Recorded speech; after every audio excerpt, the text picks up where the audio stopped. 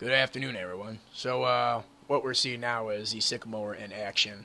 The PTOs engage, and all the teeth really do is just go back and forth in between these housing units, where that what creates a shear to cut the grass.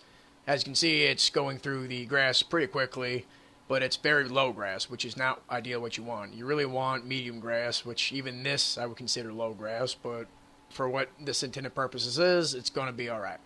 Now, what you are seeing is there's a definitive line where the grass is being cut, and it's too short really for it to really fall over, but you want the grass, once it's cut, to lay back behind the blades as you're going through it.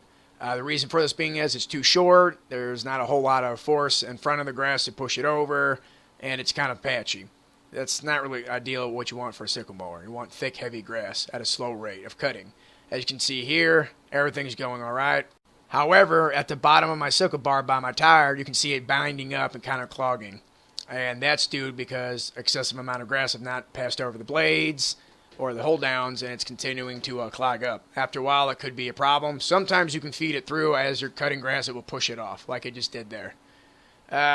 With that being said, you got to be careful not to go too quickly, and especially not too slow.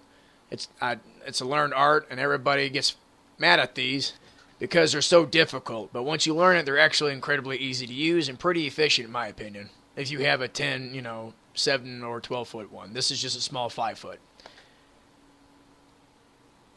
What you want your sickle bar mower to do is to function as it's supposed to. So with that being said, you want the rot guards, which are those pointy-looking teeth that don't move, that guard the blade at the bottom of the sickle bar. That's strictly just for, debris in your fields, such as rocks, obviously, sticks, miscellaneous objects.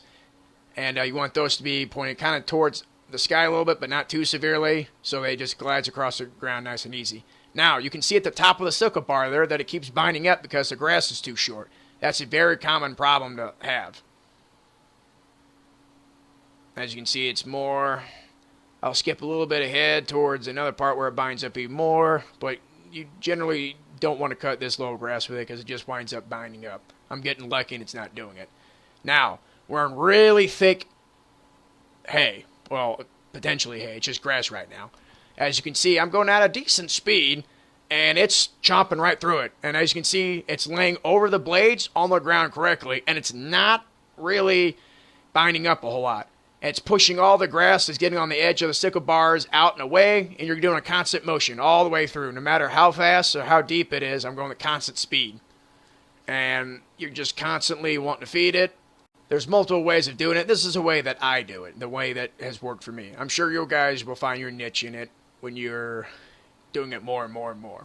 Now, as you can see, it doesn't matter what I'm going through it at a decent speed, a same speed, not bumpy, not jolting the speed, just the same speed, and I'm gliding through it. I'm cutting everything. And the way that you see it bounce a little bit and fall down is what you want. You don't want a sporadic hay being thrown everywhere. You want a nice, easy lay down, just like this.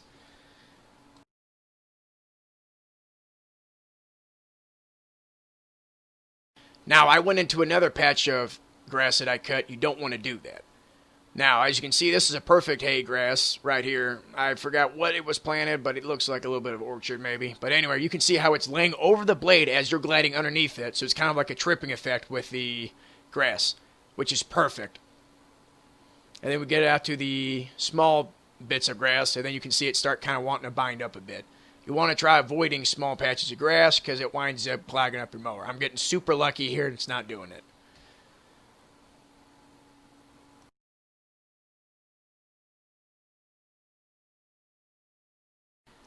And as you can see, it's just a nice laying down effect. Here's a really good view that I did. And yeah, I'm glad you stopped by today and watched. And I'll do more of the process with raking hopefully soon. Subscribe.